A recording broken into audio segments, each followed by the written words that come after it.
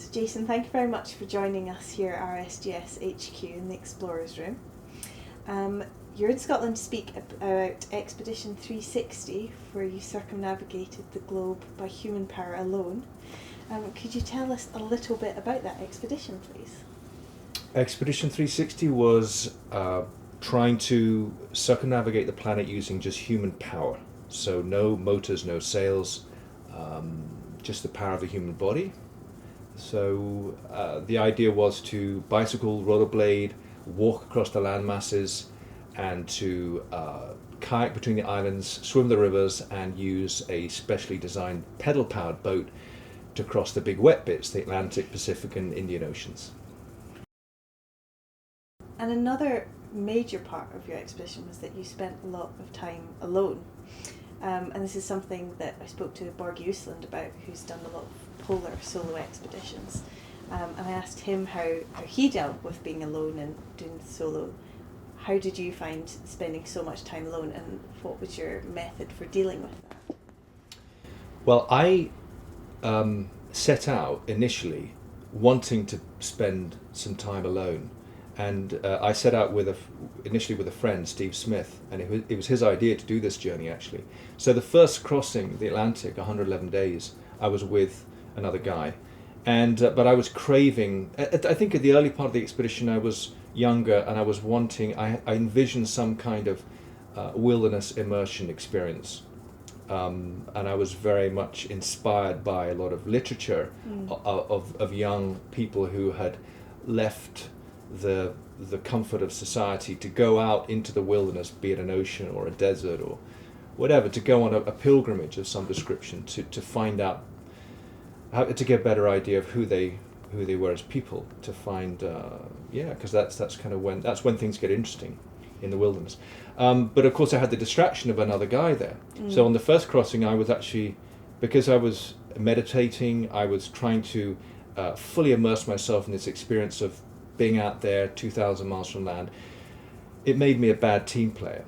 It made me a bad partner to Steve. And so by the time we reached Miami, we had we'd fallen out quite badly, primarily because of me being quite selfish. Anyway, on the second voyage across the Pacific, Steve left once we reached Hawaii. And then I carried on alone.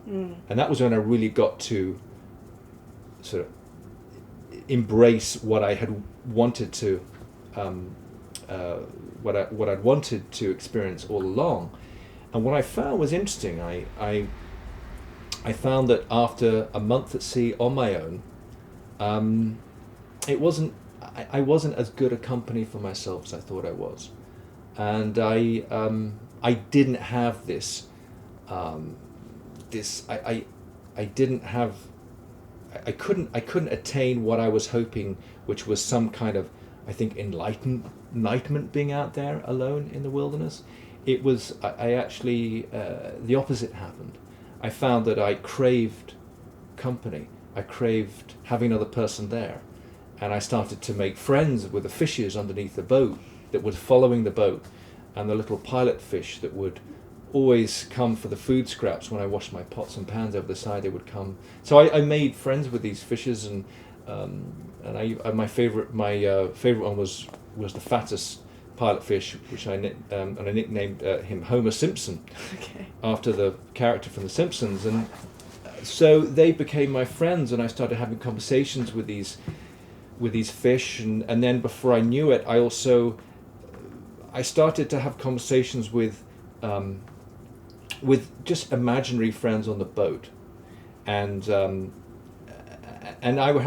were three of them actually, and I look at the video footage of that period where I was having conversations essentially with myself, but it was really like we all talk we all sing and shower, and we all sometimes have a conversation with ourselves in the car, perhaps when we're traveling, but this was taking that to another level, where it was a way for me to just deal with the loneliness, to have conversations with other people. And there was an Irishman, there was a Frenchman, and there was this crazy former U-boat commander. So it was, and I look at that footage and I realize, goodness, you know, you really lost it out there. But it didn't seem that way when I was out there. Mm-hmm. It just seemed normal because it was an adaptation to this very, very harsh environment, this harsh situation. But I remember before eventually making landfall on the island of Tarawa, I had to consciously think, okay, I need to arrive as Jason Lewis, not as Heinz the crazy U-boat commander, or Serge the French, you know. So I had to make a conscious decision to get rid of these characters out of my head to arrive as sane. The sane out on the ocean, okay, was not the same sanity that I would need to operate on land. So it gave me a bit of insight into how we define sanity in society, and it's somewhat arbitrary. You know, it's what we all, the majority, it's how we define as being, you know, appropriate or whatever. But when you're out alone, you'll do things which would be considered insane from a society point of view.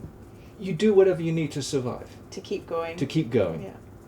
And sometimes you do things which people might frown upon, which people might think would be inappropriate or a little bit doolally, crazy. But that's what being on an expedition is about. You know, it's doing whatever you need to do within reason to be able to make it through. Being on your own so much and not speaking a language, I'm sure a lot of the time, did you have to rely a lot on the kindness of strangers, and is there a particular moment that really strikes you as a standout moment for you? You relied on that, or that really warmed your heart? There were many times when that happened, and in particular, I remember cycling through Sumatra, and I had a very bad experience where I was cycling along the road, and I stupidly had my video camera on my neck in full view, and this motorcycle pulled up alongside with a passenger on the back and this guy, and they came alongside, and I spoke a little bit of Bahasa Indonesian, but enough to get by, but I wasn't fluent. And they started striking up a conversation like people always do. Where are you from? Where are you going? Anyway, so this guy, the passenger, suddenly, in the blink of an eye, reaches out, grabs my video camera, and tries to snatch it off the top of my head, then they pull away, and I get pulled off my bicycle. So I'm being dragged down the road. The strap won't break, so I'm being pulled down the road, and I hang on, and finally the guy lets go. And this was a really shook me up. The next town I come to, I go to the police station, and I say, these guys try to rob me. What do I do? And the police just laughed. They said, ha ha ha, you shouldn't have a video camera in full view. You need to get one of these. And he pulled out this huge machete. And he said, you need to carry a machete from now on, which I did actually, just to show people that you're not to be messed with. Yeah. But anyway, so I get this machete.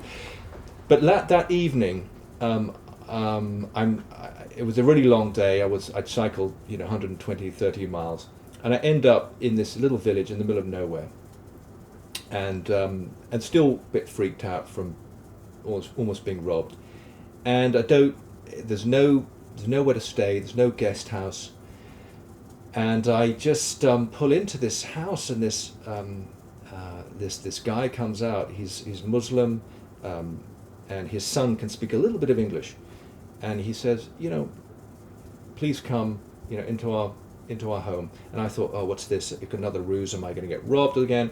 And no, they just wanted to take me in, and they could see perhaps that I was a bit freaked out, and this ended up being a really wonderfully heartwarming experience where they took me in, made me feel part of their family, and he even ended up driving to the nearest town where there was a restaurant to get me some food, which was like 10 miles away, and ended up coming back. And so that just turned on my head, like, when bad things happen, there's a danger of forming a perception of a place. Mm-hmm. and of course, what you're seeing is just one person, one bad apple, and of course, the vast majority of people when you travel are good and wonderful, and that experience for me, sort of on that particular occasion, got compressed into that very short amount of time in one day. How did the trip, the adventure, affect your views on sustainability and also on climate change? So when Steve and I set out, we always knew that we wanted to do something with the trip other than just do it for the sake of doing it. And to that end, we made a connection with the UK charity, the Council for Education, World Citizenship. So as well as making a film about including young people and getting them to talk about what they felt the environmental issues would be going forward into the 21st century, we also wanted to use the expedition to connect young people with each other through various educational cultural exchange programs. But it wasn't particularly well defined back then.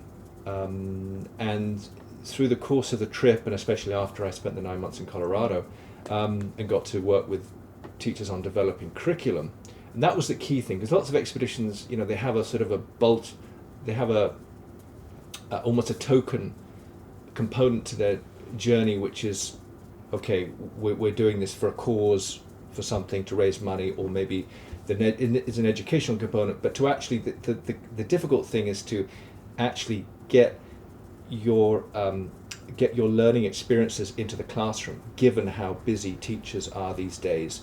So unless you make it standards aligned, it's very hard for teachers to really find the time to use activities from expeditions. So as the expedition progressed, we were always, from the beginning, we knew that there was, it wasn't even called sustainability back then, not even climate change, it was global warming, and we were aware that, okay, with the world's population is rising, people are consuming a lot, there's lots and lots of people in countries like China and India who are going to want to be consuming what we consume in the West. They want the same quality of life. It doesn't add up, that we only have this one planet, it can't produce enough stuff. And then there's a climate change element to that as well. So I think through the journey, by the end of the journey rather, some of this quite nebulous understanding of climate change and sustainability, for me, had taken a bit more of a concrete form, and what I realized at the end was it's really about scaling down the lessons that I learnt on my boat, for example, Moksha, the pedal boat, living simply, being aware of what you need to do to adapt to life within a closed system, like a small boat. You can learn a lot from that. You can extrapolate a lot from that as far as how the human species, or rather what the human species need to do to adapt to living in the closed system of our planet in space. And you can use the same kind of a lot of the same things apply to living on a boat to living on land in normal society, to be hopefully a better world citizen of this planet that is also, there are finite constraints in place. You now do a lot of motivational speaking, so have you taken a lot from that experience and also lots of other experiences in Expedition 360 to be able to speak about motivation in all walks of life, so not just travel and adventure, but business and learning as well? Yeah, I mean, on a business level, you can take us quite a lot from that, because we are so goal-driven in our lives, and we almost travel sometimes. Here in the West, we travel to parts of the world, and we like to meet people whose lives aren't so defined by trying to get somewhere, and aren't so worried about the future and where they need to be in 5 minutes' time and 5 days' time. And so I think that when I talk to businesses, I everyone's obsessed about doing well and performing and succeeding in life. Well, how do you do that if you're totally obsessed about the goal and about trying to, in my case, go around the planet by human power? If that's the only focus, then you're going to burn out and you're not going to perform so well. So it's finding that balance between, yes, having a goal, we all need those, but also finding a way sometimes to forget about the goal and just be present, and actually that enables you paradoxically to achieve your goal faster.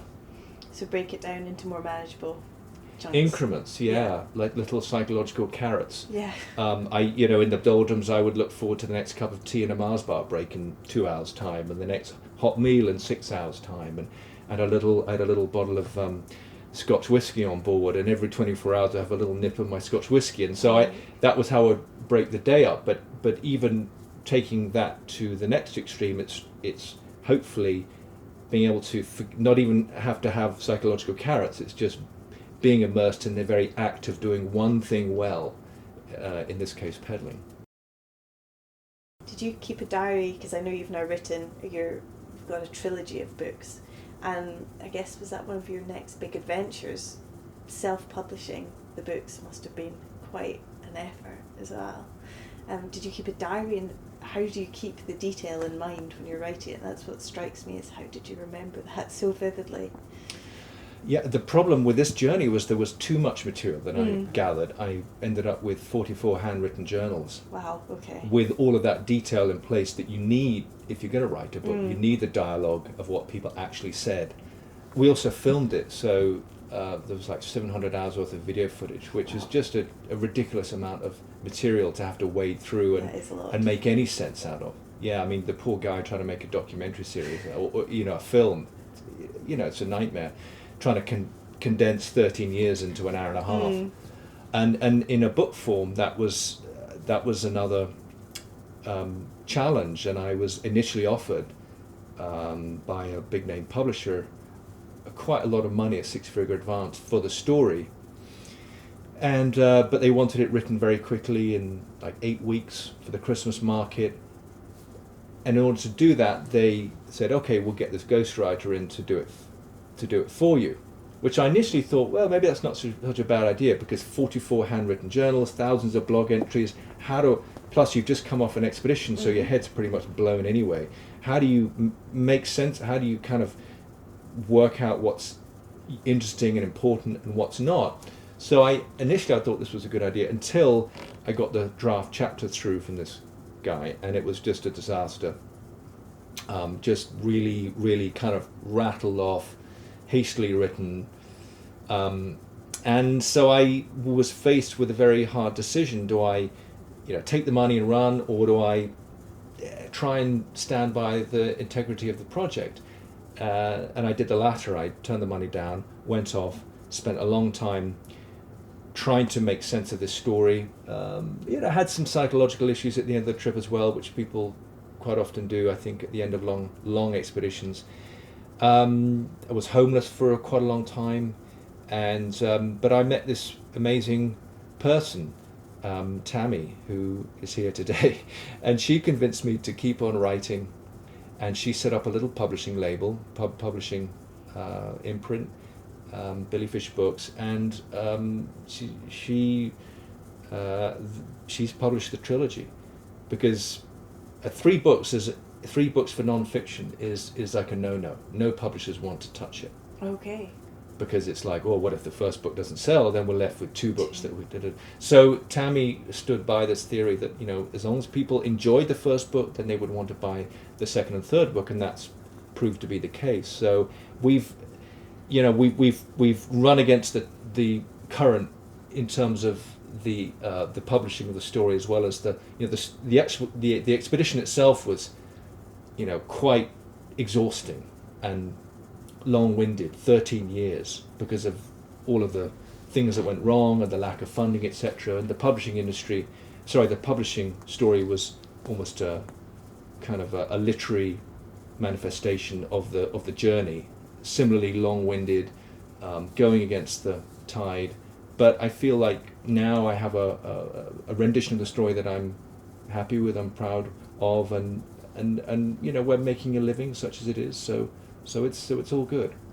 So you stuck to the integrity of it, and I guess you could say you pushed through the publishing doldrums as well as the actual ones. Yeah, I mean, I like to say that the expedition, the physical expedition, in a way, prepared me for the writing of it. Yes. You know, it's just, you got to forget about the long-term goal and just keep in the moment of writing, and then eventually, you know, you'll get there in the end. Obviously, your expedition captures people's imaginations, and we did get quite a few questions on Twitter for you, but I'll just stick to just a couple as we are pushed for time. One of the questions was, if you were to give one piece of advice to a budding adventurer, what would it be? It's maybe quite a difficult question. Yeah, well, but it is a common question as well, and I remember asking the same question myself before we set out, and asking you know, various people who were already doing expeditions, and you know, how do you start out? Where do you begin? I think the most important thing is to forget about what you might get out of it in terms of sponsorships and recognition and money, and I guarantee you it's the worst career choice you can ever make in terms of stability. And you know, having a lot of what a lot of people would think to be important things. You know, when you get older, you think, well, you should have a pension fund in place, and you should have a house, and you know, all these good things which revolve around stability. I don't have any of those things, but I'm okay with that, because I do feel very lucky and to have done this journey, because I have a different perspective of the planet now than I did before. But I think the most important thing is to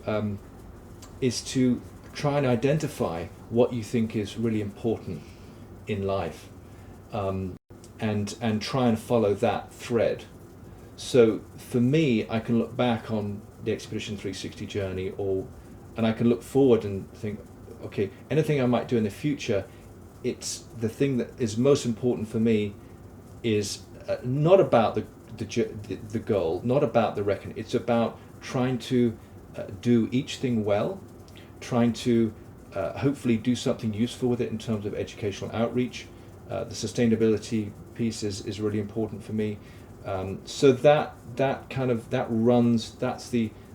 the thread that runs through the whole thing. And I know, looking back as a kid, when I was a teenager, that those things were important for me then. I didn't really know that at the time. They weren't fully articulated, but looking back now, I can see that that's who I was even back then. So that sustains you, because the problem about expeditions is they finish, then wow, what are you going to do next? And everybody always asks, oh, what are you going to do next? And there's a real danger as a so-called explorer, adventurer, whatever you want to call them, to feel pressured to have to go out and find another crazy gimmick to do, slightly a sort of a variation on something that someone else has done probably 100 times. And I think that there's a danger of becoming like this performing monkey, where you're always looking for another stunt to do. You become a serial stunt person.